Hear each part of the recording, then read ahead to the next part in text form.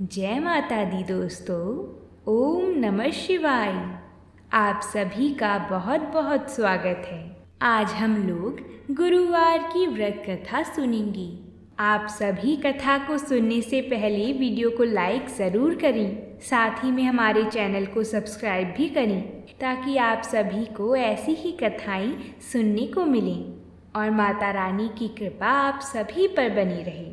तो आइए प्रभु की कृपा से कथा को प्रारंभ करते हैं। बोलिए भगवान बृहस्पति देव की जय हो। प्राचीन समय की बात है। भारतवर्ष में एक प्रतापी और दानी राजा राज्य करता था।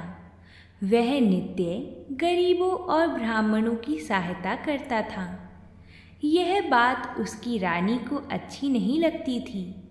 वह ना ही गरीबों को दान देती थी और ना ही भगवान का पूजन ही किया करती थी। राजा को भी दान देने से मना करती थी। एक दिन राजा शिकार खेलने के लिए वन में गए हुए थे तो रानी महल में अकेली थी।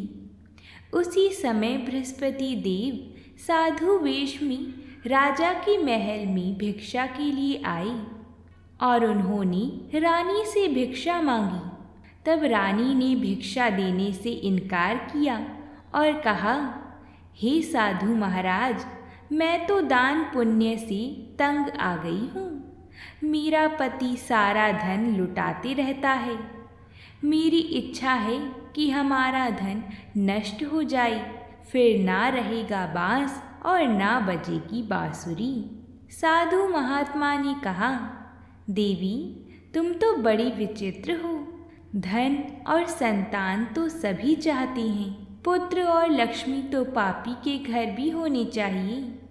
यदि तुम्हारे पास अधिक धन है तो भूखों को भोजन दो, प्यासों के लिए प्याऊ बनवाओ, मुसाफिरों के लिए धर्मशालाएं खुलवाओ। जो निर्धन अपनी कुंवारी कन्याओं का विवाह नहीं कर सकते, उनका विवाह कर दो। ऐसे और कई काम हैं जिनके करने से तुम्हारा यश पूरे लोक और परलोक में फैलेगा। परंतु रानी पर उपदेश का कोई प्रभाव ना पड़ा। वह बोली, महाराज, आप मुझे कुछ ना समझाएं। मैं ऐसा धन नहीं चाहती जो हर जगह बांटती फिरूं। साधु महात्मा ने उत्तर दिया, यदि तुम्हारी ऐसी ही इच्छा है तो तथास्तु। तुम ऐसा करना कि बृहस्पतिवार को घर को लीपकर पीली मिट्टी से अपना सिर धोकर स्नान करना, भट्टी चढ़ाकर कपड़े धोना। ऐसा करने से आपका सारा धन नष्ट हो जाएगा। इतना कहकर वह साधु महाराज वहाँ से चले गए। जैसा साधु महात्मा ने कहा था उसको करते हुए रानी ने केवल 3 बृहस्पतिवार ही बिताए थे कि उसकी सारी धन संपत्ति नष्ट हो गई। भोजन के लिए राजा का परिवार तरसने लगा। तब एक दिन राजा ने रानी से बोला कि रानी, तुम यहीं रहो, मैं दूसरे देश को जाता हूँ। क्योंकि यहाँ पर सभी लोग मुझे जानते हैं, इसलिए मैं यहाँ कोई छोटा कार्य नहीं कर सकता। ऐसा कहकर राजा परदेश चली गई।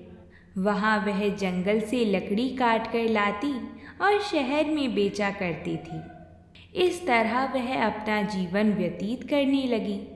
इधर राजा के परदेश जाते ही रानी और दासी दुखी रहने लगी। एक बार जब रानी और दासी को 7 दिन तक बिना भोजन के रहना पड़ा तो रानी ने अपनी दासी से कहा कि दासी, पास ही के नगर में मेरी बहन रहती है, तुम उसके यहाँ से कुछ खाने को ले आओ, वो बहुत धनवान है। तब दासी रानी के बहन के घर गई। उस दिन गुरुवार था और रानी की बहन उस समय बृहस्पतिवार व्रत की कथा सुन रही थी। दासी ने रानी की बहन को आवाज़ लगाई और रानी का संदेश भी दिया, लेकिन रानी की बड़ी बहन ने कोई उत्तर नहीं दिया क्योंकि वह कथा के बीच में नहीं उठ सकती थी। तब दासी को बहुत क्रोध आया। दासी वापस अपनी रानी के घर आ गई और उसने रानी को उसकी बहन की सभी बात बताई। इधर रानी की बहन ने सोचा कि मेरी बहन की दासी आई थी, परंतु मैं उसे नहीं बोल सकी, इससे वह बहुत दुखी हुई होगी। कथा सुनकर और पूजन समाप्त करके वह अपनी बहन के घर आई और कहने लगी, बहन, मैं बृहस्पतिवार का व्रत कर रही थी। तुम्हारी दासी मेरे घर आई थी, परंतु जब तक कथा होती है तब तक ना तो उठते हैं और ना ही बोलते हैं, इसलिए मैं नहीं बोली। कहो दासी, क्यों गई थी? रानी बोली, बहन, तुमसे क्या छिपाऊं? हमारे घर में खाने तक को अनाज नहीं था। ऐसा कहते कहते रानी की आंखों में आंसू आ गए। उसने दासी समेत पिछले 7 दिनों से भूखे रहने तक की सारी बात बताई। रानी की बहन बोली, देखो बहन, भगवान बृहस्पति देव सबकी मनोकामना को पूर्ण करते हैं। देखो, शायद तुम्हारे घर में अनाज रखा होगा। पहले तो रानी को विश्वास नहीं हुआ, पर बहन के आग्रह करने पर दासी को अंदर भेजा।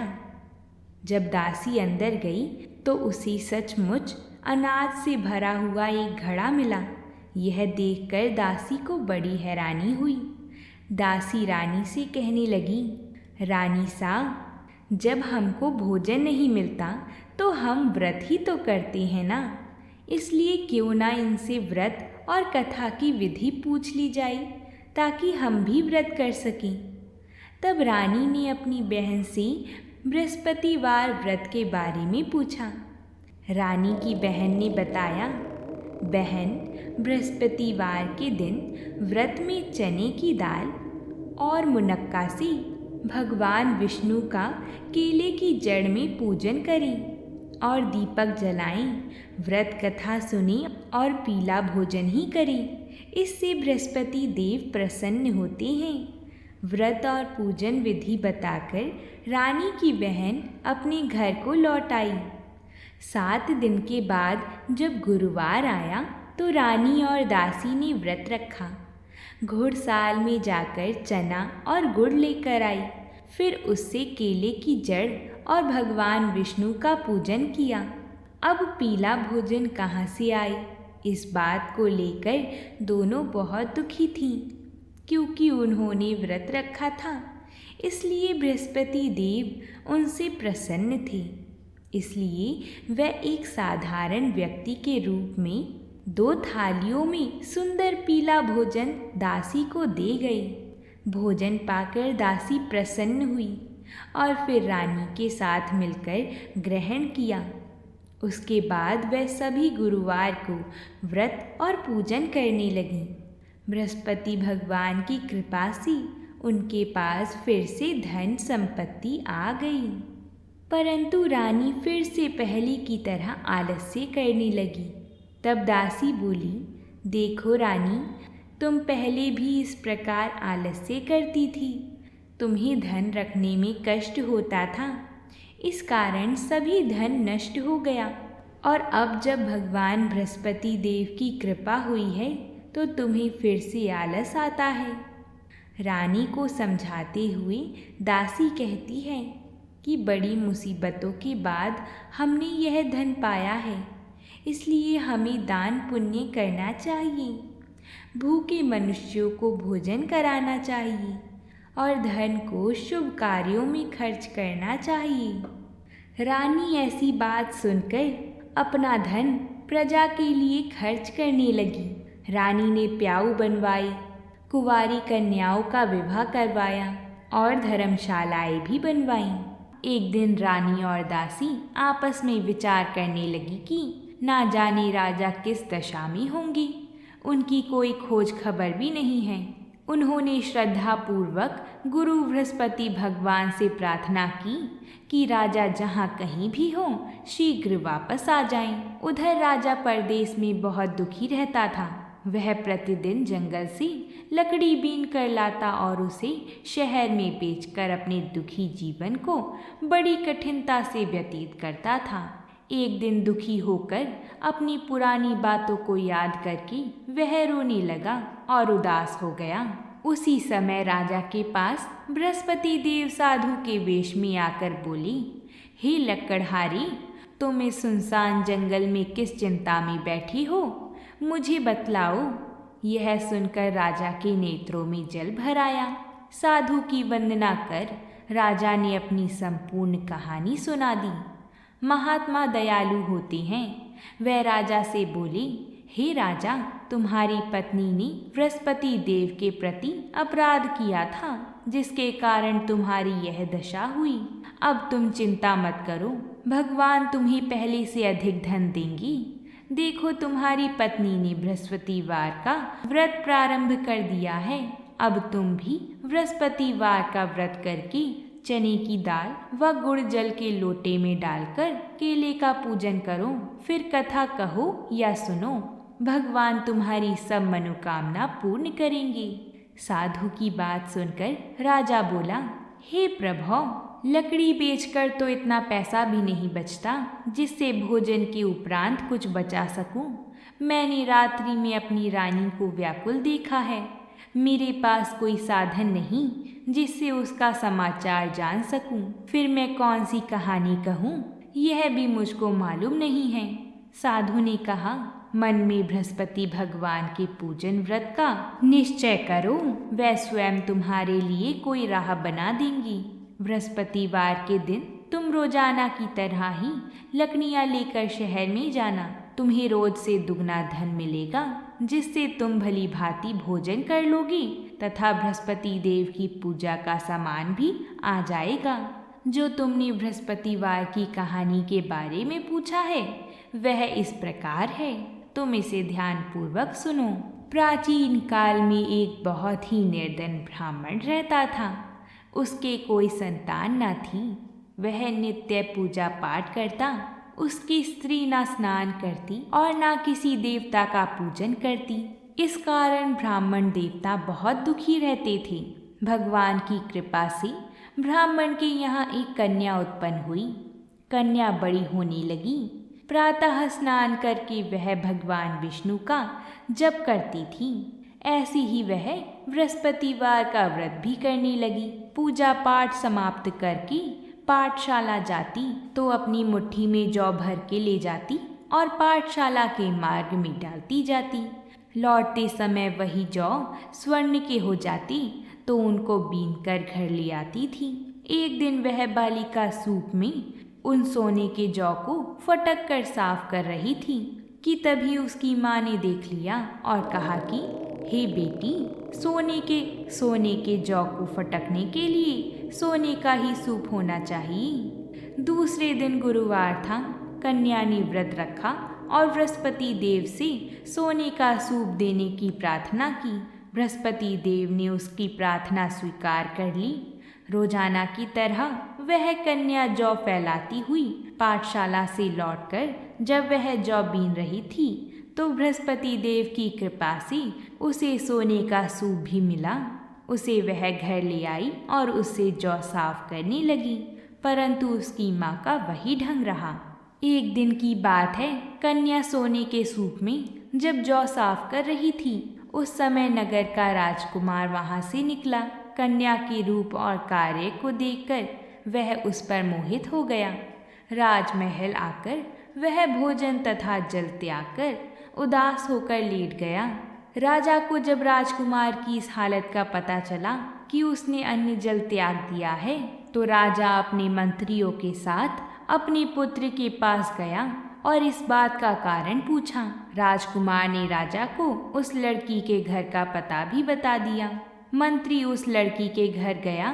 मंत्री ने ब्राह्मण के समक्ष राजा की ओर से निवेदन किया। कुछ ही दिन बाद ब्राह्मण की कन्या का विवाह राजकुमार के साथ संपन्न हो गया। कन्या के घर से जाते ही ब्राह्मण के घर में पहले की भांति गरीबी का निवास हो गया। एक दिन दुखी होकर ब्राह्मण अपनी पुत्री से मिलने गए। बेटी ने पिता की अवस्था को देखा और अपनी माँ का हाल पूछा। ब्राह्मण ने सभी हाल कह सुनाया।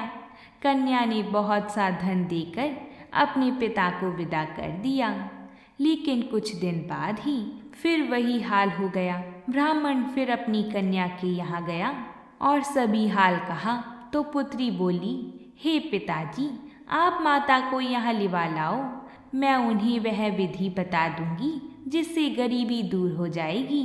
ब्राह्मण देवता अपनी स्त्री को साथ लेकर अपनी पुत्री के पास राजमहल पहुँचे तो पुत्री अपनी माँ को समझाने लगी, हे माँ देखो, तुम प्रातः काल स्नान आदि करके विष्णु भगवान का पूजन करो तो सब दरिद्रता दूर हो जाएगी। परंतु उसकी माँ ने उसकी एक भी बात नहीं मानी। वह प्रातः काल उठकर अपनी पुत्री की बची झूठन को खा लेती थी। एक दिन उसकी पुत्री को बहुत गुस्सा आया।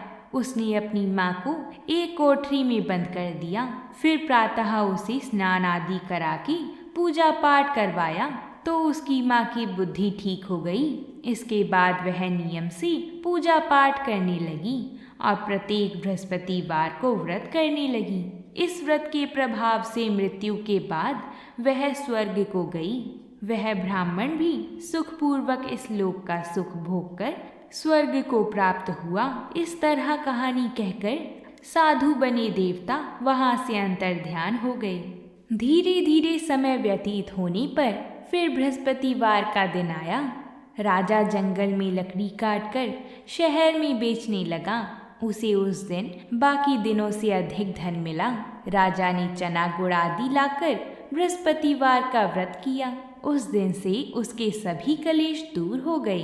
परंतु जब अगले गुरुवार का दिन आया तो वह बृहस्पतिवार का व्रत करना भूल गया। इस कारण बृहस्पति भगवान नाराज हो गए। उस दिन उस नगर के राजा ने विशाल यज्ञ का आयोजन किया था तथा अपनी समस्त राज्य में घोषणा करवा दी थी कि सभी मेरे यहाँ भोजन करने आवे, किसी के घर में भी चूल्हा ना जले। इस आज्ञा को जो ना मानेगा उसको फांसी दे दी जाएगी। राजा की आज्ञा अनुसार राज्य के सभी वासी राजा के भोज में सम्मिलित हुए, लेकिन लकड़हारा कुछ देर से पहुंचा, इसलिए राजा उसको अपने साथ महल में ले गए। जब राजा लकड़हारे को भोजन करा रहे थे तो रानी की दृष्टि उस खुटी पर पड़ी जिस पर उसका हार लटका हुआ था। उसे हार खुटी पर लटका दिखाई नहीं दिया। रानी को निश्चय हो गया कि मेरा हार इस लकड़हारे ने चुरा लिया है। उसी समय सैनिक बुलवाकर उसको जेल में डलवा दिया गया। लकड़हारा जेल में विचार करने लगा कि ना जाने कौन से पूर्व जन्म के कर्म से मुझे यह दुख प्राप्त हुआ है, और जंगल में मिले साधु को याद करने लगा। तत्काल बृहस्पति देव साधु के रूप में प्रकट हो गए और कहने लगी, अरे मूर्ख, तूने बृहस्पति देवता की कथा नहीं की, उसी कारण तुझे यह दुख प्राप्त हुआ है। अब चिंता मत कर, बृहस्पतिवार के दिन जेल खाने के दरवाजे पर तुझे 4 पैसे पड़े मिलेंगी। उनसे तू बृहस्पतिवार की पूजा करना तो तेरा सभी कष्ट दूर हो जाएगा। अगले बृहस्पतिवार के दिन उसे जेल के द्वार पर 4 पैसे मिले। राजा ने पूजा का सामान मंगवाकर कथा कही और प्रसाद बांटा। उसी रात्रि में बृहस्पति देव ने उस नगर के राजा को स्वप्न में कहा, हे राजा, तूने जिसे जेल में बंद किया है उसे कल छोड़ देना, वह निर्दोष है। राजा प्रातः काल उठा और खुटी पर हार टंगा देखकर लकड़हारे को बुलाकर क्षमा मांगी तथा राजा के योग्य सुंदर वस्त्र आभूषण भेंट कर उसे विदा किया। गुरुदेव की आज्ञा अनुसार राजा अपने नगर को चल दिया। राजा जब नगर के निकट पहुंचा तो उसे बड़ा ही आश्चर्य हुआ कि नगर में पहले से अधिक बाग, तालाब और कुएं तथा बहुत सी धर्मशालाएं, मंदिर आदि बने हुए हैं। राजा ने पूछा कि यह किसका बाग और धर्मशाला है। तब नगर के सब लोग कहने लगे कि यह सब हमारी रानी और दासी द्वारा बनवाए गए हैं। राजा को आश्चर्य हुआ और गुस्सा भी आया। कि उसकी अनुपस्थिति में रानी के पास धन कहाँ से आया होगा। जब रानी ने यह खबर सुनी कि राजा आ रही हैं, तो उसने अपनी दासी से कहा, हे दासी, देखो तो जरा, राजा हमको कितनी बुरी हालत में छोड़ के गए थे। वह हमारी ऐसी हालत देखकर लौट ना जाएं, इसलिए तू दरवाजे पर खड़ी हो जा। रानी की आज्ञा अनुसार दासी दरवाजे पर खड़ी हो गई और जब राजा आए तो उन्हें अपने साथ महल में लिवा लाई। तब राजा ने क्रोध करके अपनी तलवार निकाली और पूछने लगा, बताओ यह धन तुम्हें कैसे प्राप्त हुआ है। तब रानी ने सारी कथा कह सुनाई। तब राजा ने निश्चय किया कि मैं रोजाना दिन में 3 बार कहानी कहा करूँगा और रोज व्रत किया करूँगा। अब हर समय राजा के दुपट्टे में चने की दाल बंधी रहती तथा दिन में 3 बार कथा कहता। एक रोज राजा ने विचार किया कि चलो अपनी बहन के यहाँ हो आऊं। इस तरह का निश्चय कर राजा घोड़े पर सवार होकर अपनी बहन के यहाँ चल दिया। मार्ग में उसने देखा कि कुछ आदमी एक मुर्दे को लिवा जा रहे हैं। उन्हें रोककर राजा कहने लगा, अरे भाइयों, मेरी बृहस्पतिवार की कथा सुन लो। वह बोले, लो, हमारा तो आदमी मर गया है, इनको अपनी कथा की पड़ी है। परंतु कुछ आदमी बोले, अच्छा कहो, हम तुम्हारी कथा भी सुनेंगे। तब राजा ने दाल निकाली और कथा कहनी शुरू कर दी। जब कथा आधी हुई तो मुर्दा हिलने लगा और जब कथा समाप्त हुई तो राम राम करके वह मुर्दा खड़ा हो गया। राजा आगे बढ़ा। उसे चलते चलते शाम हो गई। आगे मार्ग में उसे एक किसान खेत में हल चलाता हुआ मिला। राजा ने उससे कथा सुनने का आग्रह किया, लेकिन वह नहीं माना। राजा आगे चल पड़ा। राजा के हटते ही बैल पछाड़ खाकर गिर गई तथा किसान के पेट में बहुत जोर से दर्द होने लगा। उसी समय किसान की माँ रोटी लेकर आई। उसने जब देखा तो अपने पुत्र से सब हाल पूछा। बेटे ने सभी हाल बता दिया। बुढ़िया दौड़ती दौड़ती उस घुड़सवार के पास पहुंची और उससे बोली, मैं तेरी कथा सुनूंगी, तू अपनी कथा मेरे खेत पर ही चलकर कहना। राजा ने लौटकर बुढ़िया के खेत पर जाकर कथा कही, जिसके सुनते ही बैल खड़ी हो गई तथा किसान के पेट का दर्द भी बंद हो गया। राजा अपनी बहन के घर जा पहुंचा। बहन ने भाई की खूब मेहमान नवाजी करी। दूसरे रोज प्रातःकाल राजा जागा तो वह देखने लगा कि यहाँ सब लोग भोजन कर रहे हैं। राजा ने अपनी बहन से जब पूछा, ऐसा कोई मनुष्य है जिसने भोजन नहीं किया हो, जो मेरी बृहस्पतिवार की कथा सुन ली? बहन बोली, हे भैया, यह देश ऐसा ही है। यहाँ लोग पहले भोजन करते हैं, बाद में कोई अन्य काम करते हैं। फिर वह कुम्हार के घर गई जिसका लड़का बीमार था। उसे मालूम हुआ कि उसके यहाँ 3 दिन से किसी ने भी भोजन नहीं किया है। रानी ने अपने भाई की कथा सुनने के लिए कुम्हार से कहा। वह तैयार हो गया। राजा ने जाकर बृहस्पतिवार की कथा कही, जिसको सुनकर उसका लड़का ठीक हो गया। अब तो राजा की प्रशंसा होने लगी। एक दिन राजा ने अपनी बहन को कहा, हे बहन, मैं अब अपने घर जाऊंगा, तुम भी तैयार हो जाओ। राजा की बहन ने अपनी सास से अपने भाई के साथ जाने की आज्ञा मांगी तो सास बोली, हाँ चली जा, मगर अपने लड़के को मत ले जाना, क्योंकि तेरे भाई के कोई संतान नहीं है। बहन ने अपने भाई से कहा, हे भैया, मैं तो चलूँगी, मगर कोई बालक नहीं जाएगा। तब राजा अपनी बहन को भी छोड़कर दुखी मन से अपनी नगर को लौट आया। राजा ने अपनी रानी से सारी कथा बताई और बिना भोजन किए वह शैया पर लेट गया। रानी बोली, हे प्रभु, बृहस्पति देव ने हमें सब कुछ दिया है, वह हमें संतान अवश्य देंगे। उसी रात बृहस्पति देव ने राजा को स्वप्न में कहा, हे राजा, उठ जा और सभी सोच त्याग दे, तेरी रानी गर्भवती है। राजा को यह जानकर बड़ी खुशी हुई। 9वें महीने में रानी के गर्भ से एक सुंदर पुत्र पैदा हुआ। तब राजा बोला, हे रानी, स्त्री बिना भोजन के रह सकती है, परंतु बिना कहे नहीं रह सकती। जब मेरी बहन आएगी तो तुम उससे कुछ मत कहना। रानी ने हाँ कर दी। जब राजा की बहन ने यह शुभ समाचार सुना तो वह बहुत खुश हुई तथा बधाई लेकर अपने भाई के यहाँ आई। रानी ने तब उसे आने का उल्हाना दिया। जब भाई अपने साथ ला रहे थे तब टाल गई, उनके साथ ना आई और आज अपने आप ही भागी भागी बिना बुलाए आ गई। तो राजा की बहन बोली, भाई मैं इस प्रकार ना कहती तो तुम्हारे घर औलाद कैसे होती। बृहस्पति देव सभी कामनाएं पूर्ण करते हैं। जो सद्भावना पूर्वक बृहस्पतिवार का व्रत करता है एवं कथा पढ़ता है अथवा सुनता है और दूसरे को सुनाता है, बृहस्पति देव उसकी सभी मनोकामना पूर्ण करते हैं, उनकी सदैव रक्षा करते हैं।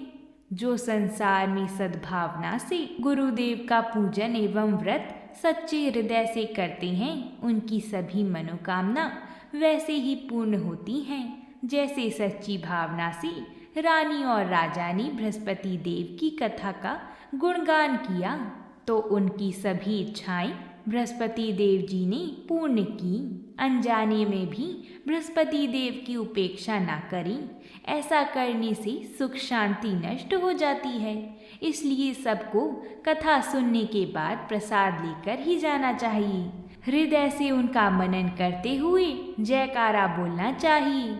बृहस्पति देव जी की जय हो। अगर आप सभी को हमारी ये कथा पसंद आई हो तो वीडियो को लाइक ज़रूर करिएगा। प्रेम से बोलिए जय माता दी।